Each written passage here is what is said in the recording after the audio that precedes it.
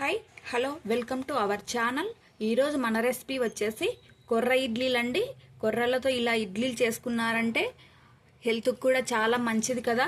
Sugar ఉన్నవారు, బరువు తగ్గాలనుకున్నవారు ప్రతి ఒక్కరూ ఈ ఇడ్లీలు తినడం వల్ల ఆరోగ్యకరంగా ఉంటారు. ఎలాగో షుగర్ ఉన్నవారు కొర్రన్నం తింటూనే ఉంటారు కదా, అలా కొర్రన్నం డైలీ తినాలంటే వారికి కూడా బోరు కొట్టేస్తుంది. ఇలా ఇడ్లీలు చేసి పెట్టండి, చాలా రుచిగా తింటారు వారు కూడా. అలాగే మన ఛానల్లో రాగి ఇడ్లీ, రాగి సంగటి, రాగి పూరి కూడా ఉందండి. జొన్న దోశ, జొన్న రొట్టె అన్నీ ఆరోగ్యకరమైనవి చాలా ఉన్నాయి. అవన్నీ తప్పకుండా చూసి మీరు కూడా చేసుకొని ఆరోగ్యకరంగా ఉండండి. మన ఛానల్ ఫస్ట్ టైం చూస్తుంటే సబ్స్క్రైబ్ చేయండి. అలాగే లైక్, షేర్, కామెంట్ తప్పకుండా చేస్తుండండి. వీడియో చూస్తున్నారు కానీ ఎవరు లైక్ చేయట్లేదండి. ఒక్క లైక్ చేయండి ప్లీజ్.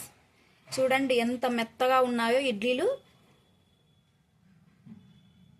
అసలు గట్టిగా ఉంటాయని భయపడాల్సిన అవసరం లేదండి.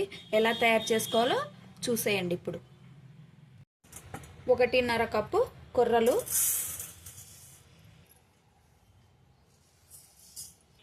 1.5 కప్పు కొర్రలకి 1/2 కప్పు మినపగుళ్ళు, 1/2 టీ స్పూన్ మెంతులు. వీటిని నీళ్లు పోసుకొని 3-4 సార్లు బాగా శుభ్రంగా కడుక్కోవాలండి.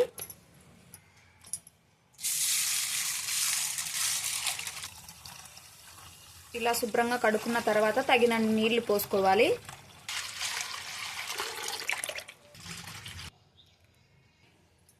మూతను పెట్టుకొని 7 గంటల పాటు నాననివ్వాలి. 1/2 కప్పు అటుకులు మనం గ్రైండ్ చేసుకునే 15 నిమిషాల ముందుగా 2 సార్లు శుభ్రంగా కడుక్కొని నానపెట్టుకోవాలి. 7 గంటల తర్వాత కొర్రలు బాగా నానాయండి. మినపప్పు కూడా బాగా నానిపోయింది. ఇప్పుడు ఈ నీళ్ళన్నీ వంపేసుకోవాలి. మిక్సీ జార్ తీసుకొని ఈ కొర్రల్ని ఇందులో వేసుకోవాలి. కొన్ని నీళ్ళని పోసుకోవాలి, మరీ ఎక్కువ వేసుకోవద్దండి, కొన్నే వేసుకోవాలి. మరీ మెత్తగా కాకుండా కొద్దిగా బరకగా ఉండేటట్లు గ్రైండ్ చేసుకోవాలి. పిండి ఇలా కొద్దిగా రవ్వ రవ్వగా ఉండేటట్లుగా ఆడించుకోవాలి. ఒక గిన్నెని తీసుకొని ఇందులోకి ఈ పిండి వేసుకోవాలి. ఇదే మిక్సీ జార్లోనే మినపప్పును వేసుకోవాలి. ఇప్పుడు 10 నిమిషాల ముందు నానబెట్టుకున్న అటుకుల్ని వేసుకోవాలి. తక్కువగానే వేసుకుంటున్నాను, నాకు కొర్రల్లో ఎక్కువ వేసానండి, అందుకే దీంట్లో తక్కువ వేసుకుంటున్నాను. మీకు సరిపడా వేసుకోండి నీళ్ళు. దీన్ని మెత్తగా గ్రైండ్ చేసుకోవాలి. ఇలా మెత్తగా ఆడించుకోవాలి. ఇప్పుడు ఈ మినప్పిండిని ముందుగా ఆడించుకున్న కొర్రపిండిలో వేసుకోవాలి. మినప్పిండి, కొర్రపిండి కలిసేటట్లుగా బాగా కలుపుకోవాలి. పిండి ఈ విధంగా కలుపుకున్న తర్వాత మూతను పెట్టుకొని 7 గంటల పాటు పులవనివ్వాలి. పిండి 7 గంటల తర్వాత చూడండి ఎంత చక్కగా పులిసిందో. చిటికెడు వంట సోడా, రుచికి సరిపడా సాల్ట్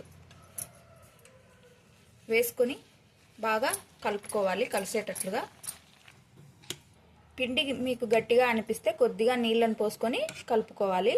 ఈ పిండి ఎలా ఉంటుందో సేమ్ అదే మాదిరిగానే ఉండాలి ఈ పిండి కూడా.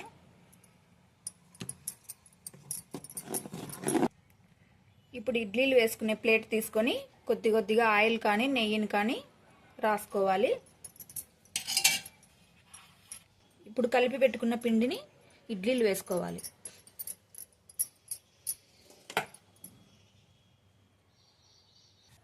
ఇప్పుడు స్టవ్ వెలిగించుకొని స్టవ్ పైన ఇడ్లీ కుక్కర్ పెట్టుకొని తగినన్ని నీళ్ళని పోసుకోవాలి.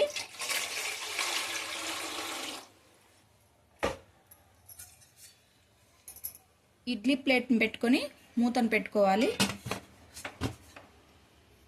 మీడియం ఫ్లేమ్లో ఉంచుకొని 20 నిమిషాల పాటు ఉడికించుకోవాలి. 20 నిమిషాల తర్వాత స్టవ్ ఆపేసుకొని 5 నిమిషాల తర్వాతనే ఓపెన్ చేసుకోవాలి. చూసారా ఎంత బాగా పొంగాయి. షుగర్ ఉన్న వారికి కొర్రన్నం తినాలనిపించదు కదా, ఇలా ఇడ్లీ చేసుకోండి. చక్కగా 4 ఇడ్లీలు తినేసేయండి రోజు, ఏం ఇబ్బంది ఉండదు. చూశారు కదండి కొర్ర ఇడ్లీ ఎలా తయారు చేసుకోవాలో. చాలా మెత్తగా ఉన్నాయి చూడండి. ఇవి ఆరోగ్యానికి కూడా చాలా మంచిది కదా. మన ఛానల్లో ఇంకా రాగి ఇడ్లీ, రాగి సంగటి, జొన్న రొట్టెలు, జొన్న దోశలు అన్నీ ఆరోగ్యకరమైనవి ఉన్నాయండి. తప్పకుండా చూడండి. ఈ వీడియోకి ఖచ్చితంగా ఒక లైక్ అయితే చేయండి. అలాగే మన ఛానల్ ఫస్ట్ టైం చూస్తుంటే సబ్స్క్రైబ్ చేసి లైక్, షేర్, కామెంట్ తప్పకుండా చేస్తూ ఉండండి. Thank you for watching.